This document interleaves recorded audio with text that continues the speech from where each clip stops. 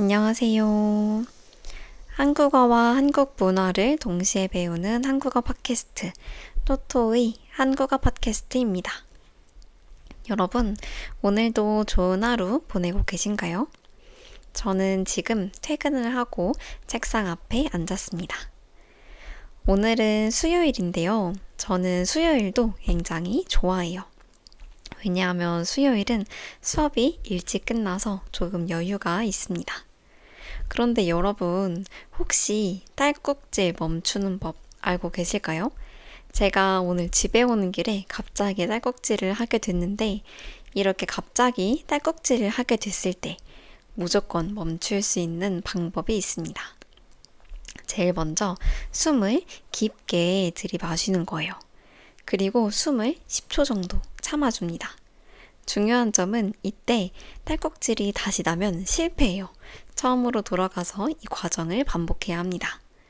만약 숨을 계속 참았는데 딸꾹질이 나지 않는다면 아주 천천히 숨을 내뱉어주면 됩니다.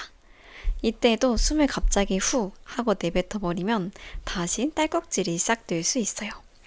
제가 늘 딸꾹질이 시작됐을 때 사용하는 방법, 꿀팁인 것 같아서 여러분께도 이야기해보고 싶었습니다. 이전까지는 한국의 날씨가 굉장히 더웠는데요. 한 어제부터 저도 잘 때, 그리고 집에 돌아와서 에어컨을 틀지 않아도 괜찮았어요. 심지어 아침에는, 특히 새벽에는 생각보다 춥기도 해서 저는 잘 때 긴 팔, 긴 바지, 잠옷을 입고 잡니다. 그리고 저는 추위를 많이 타는 편이어서 잘 때는 꼭 겨울용 두꺼운 이불을 덮고 자요. 아무튼 이번 주부터는 날씨가 굉장히 시원해지면서 본격적으로 가을이 시작된 듯한 느낌이 드는데요. 그래서 오늘은 어떤 주제로 이야기를 해볼까 고민을 하다가 한국의 24절기에 대해서 이야기를 해보려고 합니다. 한국은 예로부터 농경 사회였기 때문에 농사 짓는 걸 굉장히 중요하게 생각했어요.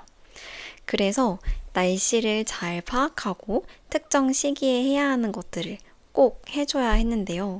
그걸 24절기, 절기를 통해서 판단을 했습니다. 아주 예전부터 생겨난 개념이지만 사실 오늘날까지도 많은 사람들이 절기를 중요하게 생각하는데요. 저도 한국에 살면서 24절기를 알고 있긴 하지만 오늘 여러분들과 24절기를 다시 한번 짚어보면서 한국 사람들에게 그리고 한국에서는 절기라고 하는 것이 어떤 의미를 갖는지 다시 한번 이야기를 해보려고 합니다. 제가 지금 창문을 열어두었기 때문에 자연스럽게 매미 소리도 들을 수 있을 것 같아요. 매미는 사실 여름에 나오는 곤충이긴 한데 지금이 여름에서 가을로 접어드는 시기이기 때문에 여러분들도 한국의 매미 소리를 경험할 수 있는 좋은 기회가 될 것 같습니다.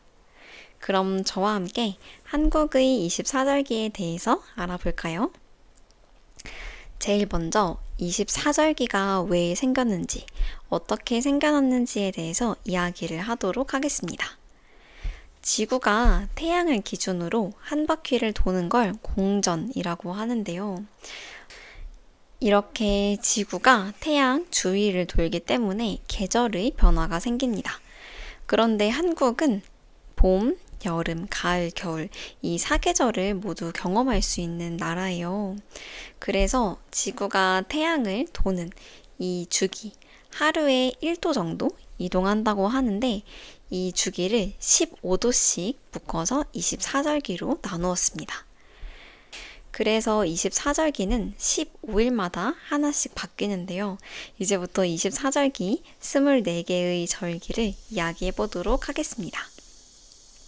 계절이 봄, 여름, 가을, 겨울 이렇게 4개로 나뉘기 때문에 보통 6절기가 한 계절에 해당한다고 볼 수 있어요.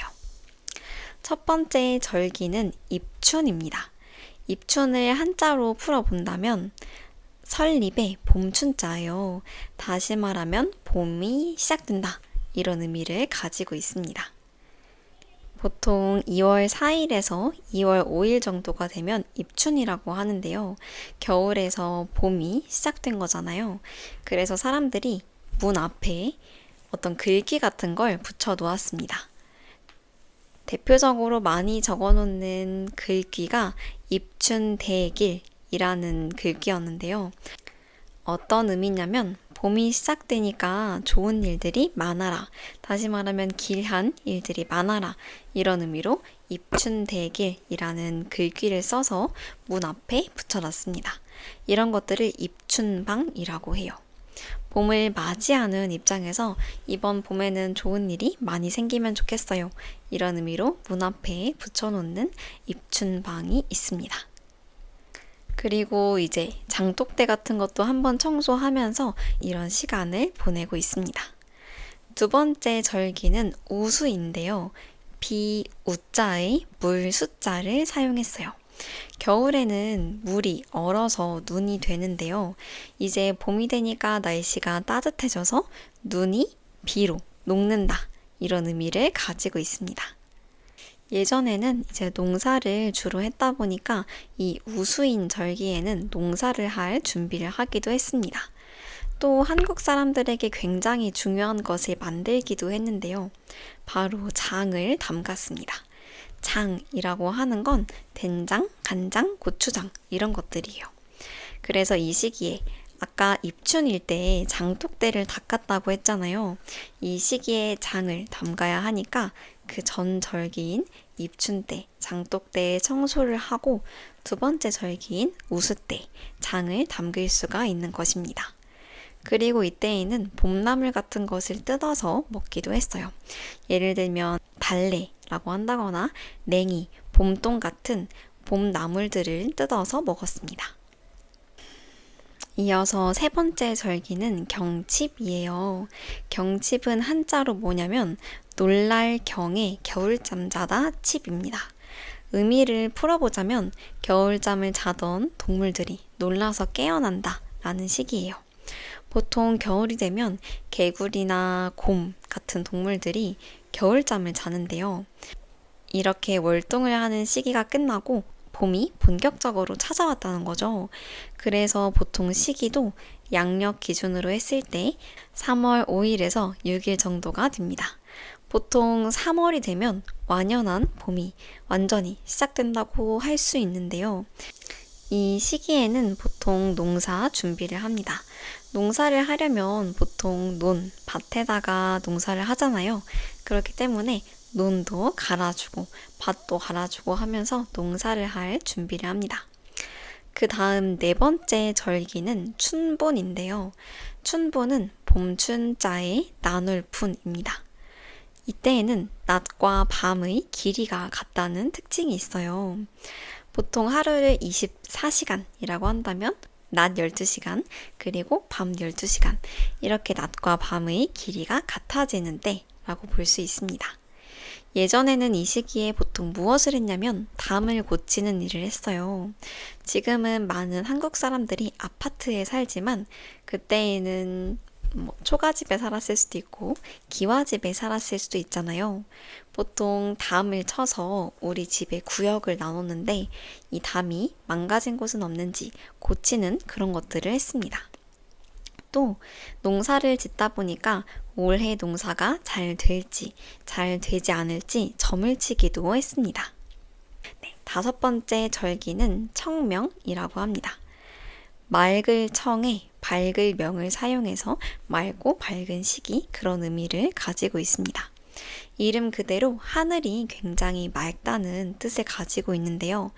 양력 4월 5일, 4월 6일 정도 3월이 지나고 4월이 되었을 때 청명이라는 시기가 옵니다. 본격적으로 봄 농사를 준비하는 때이기도 한데요. 이때 많은 사람들이 성묘를 갑니다. 성묘라고 하는 것은 무엇이냐면 묘를 깨끗하게 관리하는 거예요. 묘를 닦아주기도 하면서 그 묘자리에 계신 우리 조상님들 혹은 부모님들께 인사도 드리고 겨울 동안에 생겼던 눈, 비 이런 것도 닦아주고 이런 걸 우리가 성묘라고 합니다. 그래서 이때에는 묫자리도 고쳐주고 비석도 다시 세워주고 집 같은 것도 망가진 것들을 고쳐주곤 했습니다. 한국에서는 많은 사람들이 성묘를 제사 때 가기도 하는데요. 24절기인 청명, 이 5번째 절기인 청명에는 한국 사람들이 보통 성묘를 하러 간다, 묫자리를 닦아주러 간다 라고 생각하시면 될 것 같습니다. 그 다음 6번째는 고구라는 절기입니다. 한자는 어떤 한자를 사용했냐면 곡식곡의 비우자를 사용했습니다. 곡식에 비가 내리는 때라는 의미를 가지고 있는데요. 4월 20일 정도가 이 절기에 해당합니다. 이름 그대로 곡식에 비가 잘 오는 때라고 했잖아요. 만약에 오늘이 고군날인데 비가 온다면 그 해의 농사는 잘 될 거라고 예상을 하기도 했습니다. 일종의 점 같은 거라고 볼 수 있죠. 한국이 예로부터 농경 사회였기 때문에 이런 농사를 특히 중요하게 생각했는데요. 아무래도 농사라는 게 1년에 한 번 준비하고 수확을 하기 때문에 더 간절한 마음으로 농사를 지었을 것 같아요. 그래서 24절기 중에서도 여러 번 점을 치기도 합니다. 봄비가 내려서 곡식들이 윤택해지기도 하고 이날 비가 온다면 올해는 풍년이다 이렇게 점을 쳐보는 시기였습니다. 봄에 해당하는 절기 중에는 이 고구가 마지막 절기입니다. 이제 여름의 절기들에 대해서 이야기해 보려고 합니다. 7번째 절기인데요. 7번째 절기는 입하입니다. 설 입자에 여름하를 사용했어요. 아까 입춘이라고 하는 절기도 있었는데요. 설립자의 봄춘자였잖아요. 이번에는 설립자의 여름하 한자를 사용했습니다. 다시 말하면 여름이 시작되는 시기라는 뜻이에요. 날짜로 따지면 양력 5월 6일 정도라고 볼 수 있어요. 확실히 입하 시기가 되면 기온이 상당히 오르는 걸 느낄 수 있습니다. 제가 몇 년 전까지만 해도 이 24절기가 굉장히 잘 들어맞는다고 생각했는데 사실 요즘에는 지구온난화의 영향 때문에 조금 더 이르게 날이 따뜻해지고 더워지는 감이 있긴 한데요. 그래도 이 24절기가 굉장히 과학적이라서 그런지 어느 정도 잘 들어맞긴 합니다. 아무튼 입하가 되면 여름의 시작이기 때문에 기온이 상당히 올라간다. 그리고 이때에는 봄비도 맞아서 곡식이 잘 자라기 때문에 주변에 난 잡초 같은 것도 제거해주는 활동을 합니다. 8번째 절기는 소만입니다. 소만. 한자는 어떤 걸 사용했냐면 적을 소에 가득 찰 만을 사용했어요. 다시 말하면 작은 것들이 가득 찬다 라는 의미를 가지고 있는데요. 다시 말하면 보리 이런 새싹 같은 것도 많이 자라고 만물이 생장해서 가득 차는 때를 이 소만이라고 했습니다. 이때가 시기상으로는 5월 중순, 5월 21일, 22일 정도인데요. 이때는 보리가 한창 자라는 시기여서 보리밥을 해먹기도 했습니다. 제가 어릴 때 즐겨보았던 애니메이션 검정 고무신에서는 보리밥을 많이 먹기도 했는데 요즘은 사람들이 건강식으로 보리밥을 먹지만 그 당시에는 쌀이 너무 귀해서 먹을 게 없어서 보리를 많이 먹었습니다.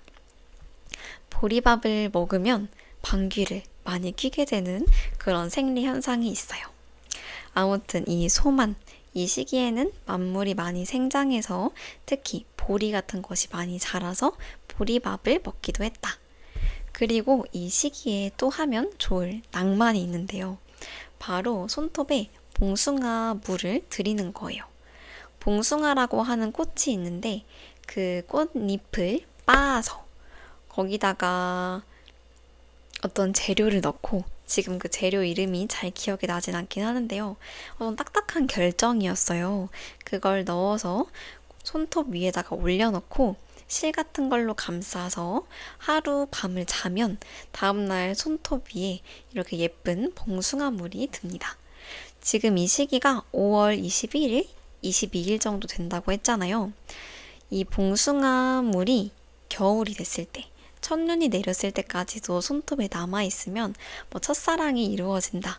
이런 이야기가 있습니다.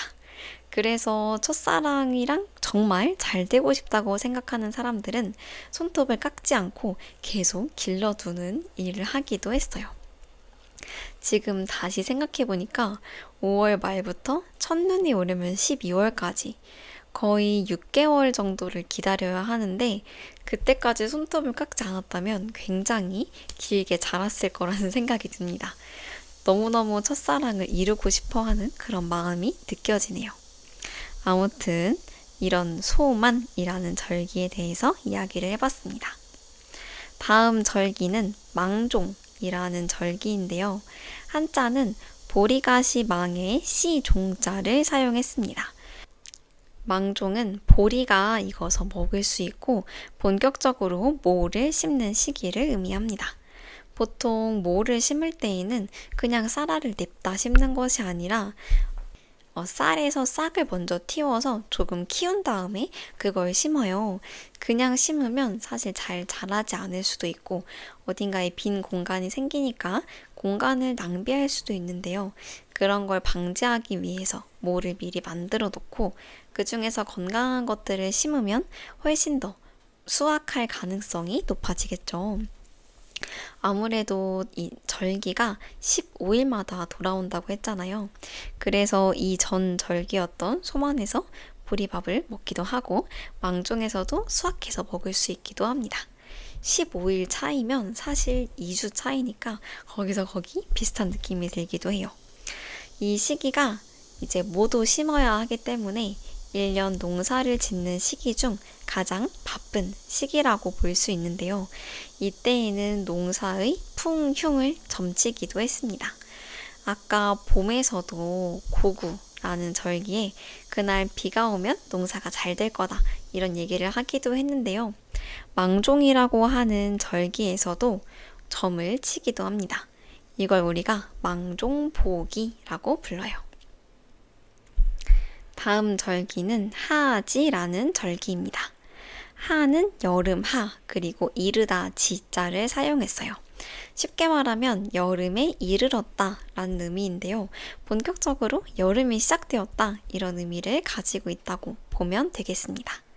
시기상으로는 6월 21일에서 22일, 6월 말쯤이니까 굉장히 더워지는 시기이기도 합니다. 이 하지 때의 독특한 점을 꼽으라면 낮이 제일 긴 시기라고 볼 수 있어요. 보통 하루가 24시간인데 하지 시기가 되면 낮의 시간이 14시간이 넘는다고 합니다. 그러면 해가 떠 있는 시간이 굉장히 길다는 거죠. 그래서 하지 때에는 낮이 가장 길고 밤이 짧다는 특징이 있습니다. 그리고 이 시기에는 햇빛이 너무 강하다 보니까 농작물이 타버릴 수도 있어요. 그래서 농사를 짓는 많은 사람들이 비가 오기를 바라는 그런 마음이 있었습니다. 그래서 제발 비가 오게 해주세요 라고 하는 어떤 행사를 열기도 했는데요. 그걸 기우제라고 했습니다. 비가 오기를 바라는 마음에서 여는 행사였어요. 일종의 제사 같은 거죠. 기우제라는 것을 하기도 합니다. 가뭄에 대비하기 위해서 비가 오기를 바라는 시기였어요. 그 이후부터 15일이 지나면 약 7월 7일 이 시기는 소서라는 절기가 찾아오는데요. 소서는 본격적인 무더위가 시작되는 시기입니다. 굉장히 더운 시기를 무더위라고 부르는데요. 이 소서가 굉장히 더운 시기였습니다. 그러면 더울 때 한국 사람들이 무엇을 먹는다고 했죠? 맞습니다. 한국 사람들은 뜨거운 음식을 먹으면서 이 더위를 열로 다스리는 걸 했는데요.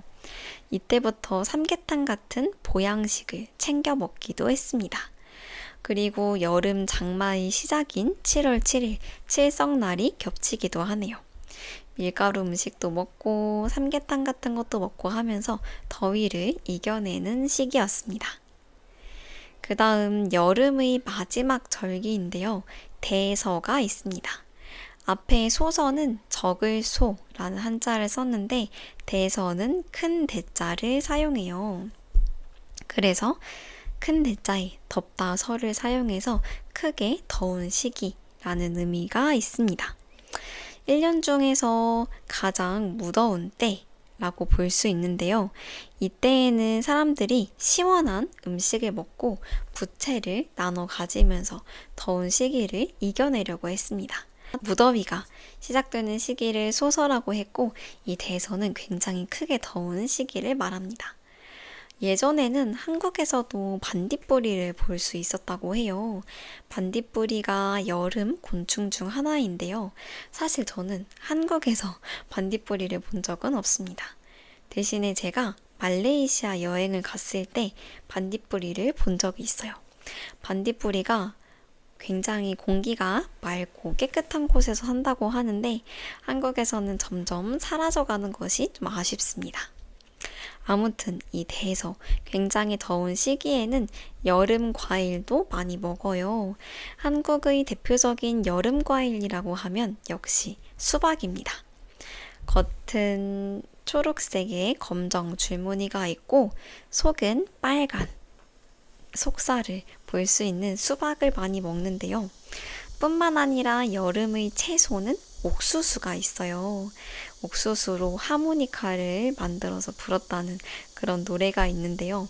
여름철에 익는 수박이나 옥수수 같은 여름 제철 과일과 채소를 이 시기에 풍성하게 즐길 수 있었습니다. 지금까지 봄의 6절기, 여름의 6절기를 살펴봐서 총 12절기, 12절기를 살펴보았는데요. 이제 가을과 겨울에도 각각 6절기씩 남아 있습니다.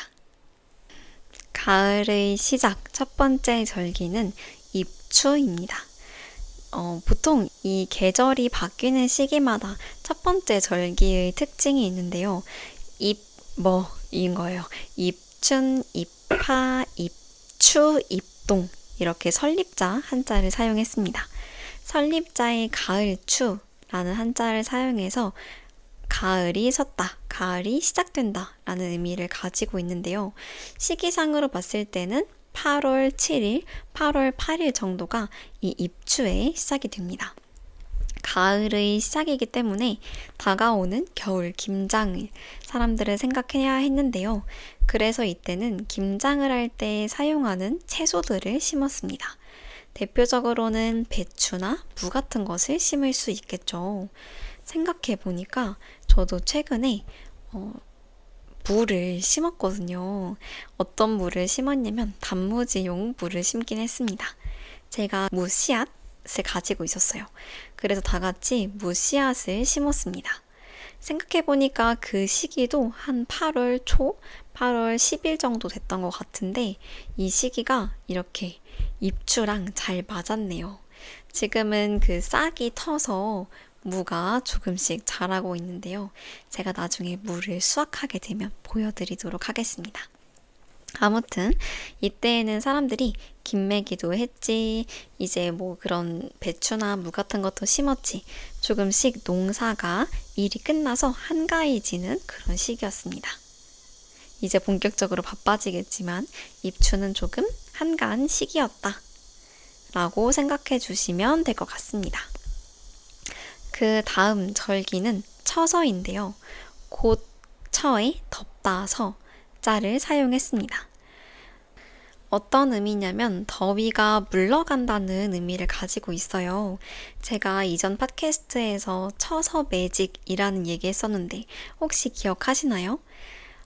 완전히 들어맞지는 않지만 더운 여름도 처서라는 시기가 지나고 나면 더위가 물러가서 조금씩 시원해지는 걸 느낄 수가 있는데요.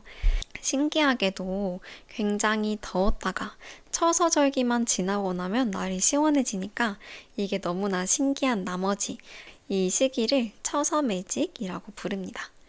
이 처서는 8월 23일에서 24일 정도인데요. 사실 제가 올해에 날이 시원해졌다고 느낀 건 9월 8일, 9월 9일 정도이긴 해요. 작년까지만 해도 이 처서매직이 정말 잘 들어맞았는데 아쉽게도 올해는 살짝 처서매직이 비껴나간 것 같습니다. 아무튼 옛날에는 처서가 지나면 풀도 눕는다 라는 속담이 있을 정도로 이 시기가 잘 맞았는데요. 올해는 살짝 맞진 않았지만 더위가 그치는 시기인 처서라는 절기가 있다. 그리고 이때부터 본격적으로 가을 곤충들이 등장합니다. 대표적인 가을 곤충이 귀뚜라미예요. 저도 요즘 창문을 열어놓고 잠을 자니까 잘 때마다 귀뚜라미 오는 소리를 들을 수가 있는데요. 8월 말쯤 되면 이제 더위가 물러가고 가을 곤충인 귀뚜라미가 나타난다 라는 정도 알고 계시면 될 것 같습니다. 다음 절기는 백로입니다. 백로는 한자로 흰 백자에 이슬로자를 사용했어요. 다시 말하면 찬 이슬이 내리는 시기라는 의미입니다. 이때쯤 되면 이제 날씨가 굉장히 맑고 너무 맑은 나머지 태풍이 불어오기도 해요. 그리고 아침에 출근을 할 때 풀잎에 이슬이 맺혀 있는 것을 볼 수 있습니다. 저도 요즘 출근을 일찍 하고 있어서 아침에 출근을 하러 밖에 나가면 풀잎에 정말로 이슬이 맺혀 있어요. 본격적으로 가을이 시작되는 시기, 마침 백로가 양력 9월 8일, 9월 9일 경이라고 하는데요. 제가 팟캐스트를 찍는 오늘이 9월 10일 수요일이에요. 이 시기가 백로입니다. 날씨가 이제 본격적으로 시원해지고 있어요. 이제 곧 추수를 해야 되기 때문에 추수, 곡식을 수확하는 시기, 이 시기가 되면 굉장히 바쁘겠죠. 이 시기에는 잠시 쉬어갔다고 합니다. 다음 절기는 추분입니다. 아까 봄에는 춘분이라고 하는 절기가 있었는데 기억하시나요? 춘분은 봄춘자를 사용했는데 추분은 가을추라는 한자를 사용했어요. 가을추에 나눌분 자를 사용한 추분입니다. 춘분도 낮과 밤의 길이가 같다고 했는데 이 추분도 낮과 밤의 길이가 같아지는 때입니다. 양력으로는 9월 23일에서 24일이니까 제가 이 팟캐스트를 찍은 날을 기준으로 했을 때에는 아직 2주 정도 지나야 하는데요. 아마 여러분들에게 영상이 올라갈 때쯤 됐을 때는 이 추분 절기가 해당하지 않을까 싶습니다. 이때에는 무엇을 하냐면 조상을 기리는 제사를 지내기도 하고 바람으로 농사가 잘 될지 잘 되지 않을지 풍흉을 점쳐보기로 했습니다. 농사가 잘 되면 풍년이라고 하고 농사가 잘 되지 않으면 흉년이라고 하는데요. 봄에는 비가 오는 걸로 점을 쳐보기도 했는데 가을에는 바람을 가지고도 풍년일지 흉년일지 점을 쳐보기도 했습니다. 그리고 목화나 고추 같은 것들 가을 거지를 하기도 했고요. 그 다음 절기는 한로입니다. 한로는 차다 한에 이슬로 자를 사용해서 이제 이슬이 맺히기 시작하는 그런 시기를 말하는데요. 찬 이슬이 내린다는 의미이기 때문에 날씨가 본격적으로 서늘해지는 그런 시기를 말합니다. 이때에는 추수를 하기도 하고요. 추수를 하면서 쌀 같은 거 수확을 하니까 굉장히 바쁘겠죠. 그리고 이때에는 날씨가 춥기 때문에 조금 따뜻한 건강 음식을 먹었습니다. 대표적으로 추어탕을 먹었어요. 추어탕에 들어가는 재료는 미꾸라지예요. 예전에 복날 팟캐스트에서 이야기했을 때에도 한국 사람들이 뜨거운 음식을 먹으면서 열을 달랜다고 했었는데요. 요즘에는 복날에도 추어탕을 먹기는 합니다. 완전히 들어맞을 순 없겠지만 이 한로라는 절기에는 추어탕을 먹었다. 그리고 본격적으로 단풍 구경을 갈 수 있는 시기이기도 합니다. 왜냐하면 날씨가 추워져야 초록색이었던 잎들이 노란색, 빨간색으로 변하잖아요. 그래서 단풍 구경을 가기도 했습니다. 다음, 마지막 가을에 해당하는 절기는 상강입니다. 상강은 서리상에 내리다 강자를 사용했어요. 다시 말하면 서리가 내리는 시기라는 의미입니다. 농사를 할 때는 이제 벼가 다 익었고 추수를 하면서 곡식 수확도 다 했는데요. 이때 10월 23일, 24일 정도가 되었으니까 겨울맞이를 시작하는 시기라고 볼 수 있겠네요. 이때 가을 나들이도 빨리 다녀오기도 하면서 김장을 준비하는 그런 시기라고 보면 될 것 같습니다. 이렇게 가을에 해당하는 6절기도 살펴보았습니다. 이제 겨울에 해당하는 6절기만 하면 24절기가 끝이에요. 겨울의 첫 번째 절기, 입동입니다. 설립자의 겨울 동자를 사용했어요. 겨울이 시작되는 그런 시기라는 의미를 가지고 있습니다. 이때는 양력으로 11월 7일에서 8일 정도가 되는데요.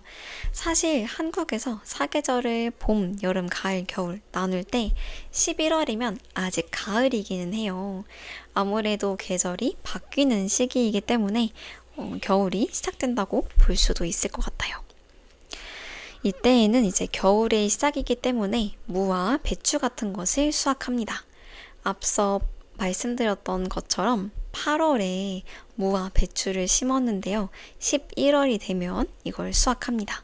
저도 다가오는 11월에 제가 심었던 단무지 무를 수확할 수 있을 것 같다는 생각이 드는데요. 입동이라는 절기에는 김장을 준비하기 위해서 배추나 무 같은 겨울 김장 채소를 수확했다. 그리고 이걸로 김장할 준비를 하기 시작합니다. 이때에도 날씨를 가지고 점을 쳐보기도 하는데요. 이렇게 고사를 지내는 일을 하기도 합니다. 입동이 지나면 김장을 한다고 생각하는 것이 강해서 이 시기는 김장을 한다 라고 생각하시면 될 것 같아요. 김장을 준비한다 라고 생각하시면 될 것 같습니다. 다음 절기는 소설인데요. 적을 소의 눈설자를 사용했습니다. 11월 23일, 24일 이 시기가 소설에 해당합니다. 본격적으로 겨울이라고 볼 수 있는데요. 첫눈이 내리는 시기라고 볼 수 있습니다. 봄에 손톱에 봉숭아물을 들이면서 첫눈이 내릴 때까지 손톱을 깎지 않고 남아있으면 첫사랑이 이루어진다고 했잖아요. 이렇게 11월 말까지 손톱을 깎지 않고 봉숭아물을 남긴 자들이 첫사랑을 이룰 수가 있습니다. 이때에는 어떤 것들을 하냐면 무말랭이, 무를 말려서 꼬들꼬들한 식감으로 먹을 수 있는데 무 같은 것도 말리고 가을의 채소였던 호박 같은 것도 말리는 시기가 이 소설에 해당합니다. 다음 절기는 대설입니다. 대설은 큰 대자에 눈설자를 사용했어요. 양력 12월 7일에서 8일 정도 되는 시기인데 1년 중에 눈이 가장 많이 내리는 시기라고 볼 수 있습니다. 제 구독자님 중 어떤 분께서 12월에 한국 여행을 온다고 하셨는데 시기가 잘 맞으면 눈이 예쁘게 내리는 모습을 볼 수 있을 것 같아서 아주 저도 기대가 되는데요.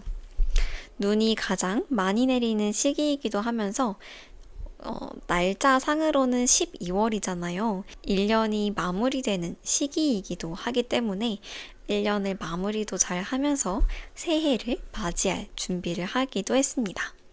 그리고 이 대설날 눈이 내린다면 다음 해에 농사를 지을 때 풍년이 될 거라고, 농사가 아주 잘 될 거라는 그런 얘기도 있습니다.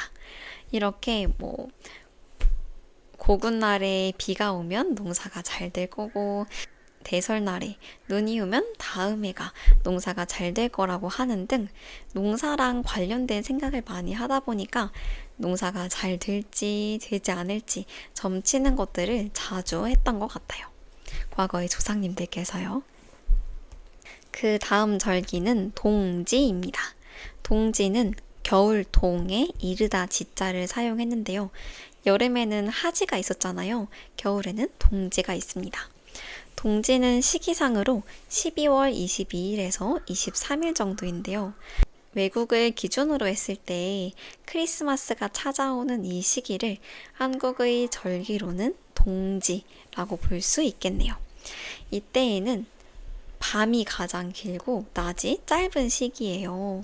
반대로 하지는 낮이 가장 길고 밤이 짧은 시기였는데요. 동지는 밤이 가장 긴 시기입니다. 마찬가지로 밤이 14시간이 넘겠네요. 그래서 해가 굉장히 빨리 진다고 느껴집니다. 이때에는 사람들이 뭘 했냐면 팥죽을 먹었어요. 한국에서는 예로부터 귀신을 내쫓기 위해서 팥이라고 하는 빨간색 이 작은 곡식을 먹었는데 이걸 쑤어서 팥죽을 먹기도 했습니다. 그래서 동지가 되면 팥죽을 먹는 전통이 아직까지도 남아있어요. 뿐만 아니라 이 시기는 한겨울이기 때문에 불우이웃을 돕는 것도 했습니다. 제가 초등학생이었을 때까지만 해도 불우이웃을 위한 사랑의 빵 저금통 이런 것에 모금을 하기도 했고 그리고 우표 같은 것도 그 시기에 맞춰서 나왔어요. 그래서 이걸 사면 그 수익금이 불우이웃에게 돌아간다고 했습니다. 당시 빵 모양의 저금통이 있어서 그걸 사랑의 빵이라고 했어요. 동전을 넣기도 하고 지폐를 넣을 수도 있는데 보통 동전을 많이 넣었던 기억이 있습니다. 하지만 요즘에는 한국에서도 카드를 많이 사용하다 보니까 현금을 사용하는 일이 많이 줄어들었는데요. 그러다 보니까 요즘 학교에서는 이런 모금 행사는 하고 있지 않습니다. 너무 많이 이야기해서 지금 좀 목이 아프긴 한데요. 이제 절기가 딱 2개 남았습니다. 다음 절기는 소한이에요. 소한은 적을 소의 차다 한 이 한자를 사용했습니다. 작은 추위라는 뜻이고 마지막으로 오는 절기는 대한 큰 대자의 차다 한자를 사용해서 큰 추위라는 의미를 가지고 있습니다. 그런데 의미상으로 봤을 때는 적은 추위, 큰 추위라 대한이 더 추울 것 같잖아요. 하지만 이 소한이 가장 추운 시기입니다.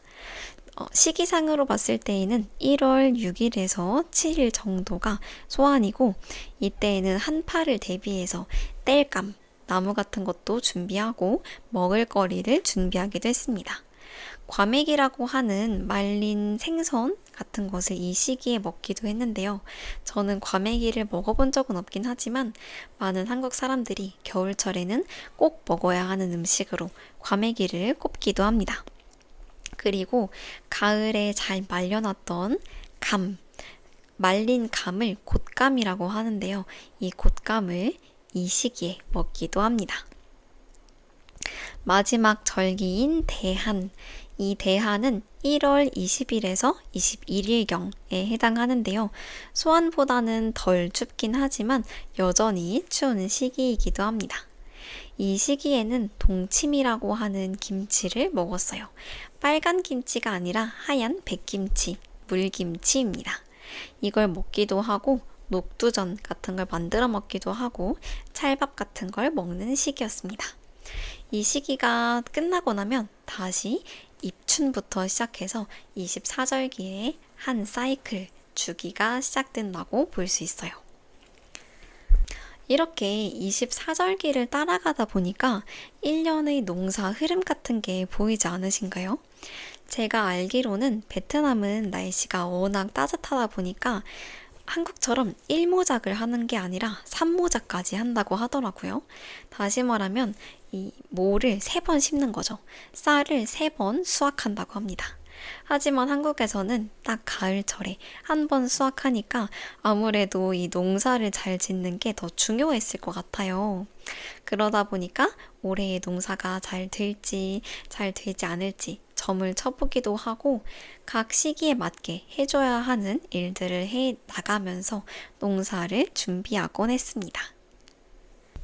봄에는 농사를 준비하고, 여름에는 곡식을 키우고, 가을에는 수확을 하고, 겨울에는 휴식을 하고, 내년 농사를 준비하는 그런 시기를 보냈다고 볼 수 있겠네요. 사실 오늘날에는 농사는 짓는 곳에서만 짓기 때문에 절기보다는 달력, 계절 같은 걸 더 중요하게 생각했을 텐데요. 예전에는 달력, 1월, 2월 이런 것보다 이 입춘, 입추 이런 절기를 더 중요하게 생각하지 않았을까 싶습니다. 오늘은 이렇게 한국의 24절기에 대해서 이야기해 보았는데요. 입춘부터 시작해서 마지막 대한까지 24개의 절기에 대해서 이야기해 보았는데 여러분은 어떤 절기가 가장 흥미롭게 들렸는지 그 점도 궁금하네요. 또 농사를 많이 짓는 나라에 사시는 분들은 그 나라에도 비슷한 문화가 있다면 그 점도 공유해 주시면 좋을 것 같습니다. 여러분이 남겨주시는 댓글들은 늘 감사한 마음으로 잘 읽고 있습니다. 저도 한국 문화를 여러분께 알려드리긴 하는데요. 여러분들이 남겨주시는 댓글들 덕분에 저도 다양한 나라의 문화에 대해서 배울 수 있어서 너무나 즐겁습니다. 이번 팟캐스트가 여러분이 한국어를 공부하고 한국 문화를 이해하는 데에도 도움이 되었으면 좋겠습니다. 그럼 한국어 공부도 열심히 하시고 저는 다음에도 한국의 재미있는 소식을 전하는 팟캐스트로 돌아오도록 하겠습니다. 그럼 다음 영상에서도 또 만나요. 안녕.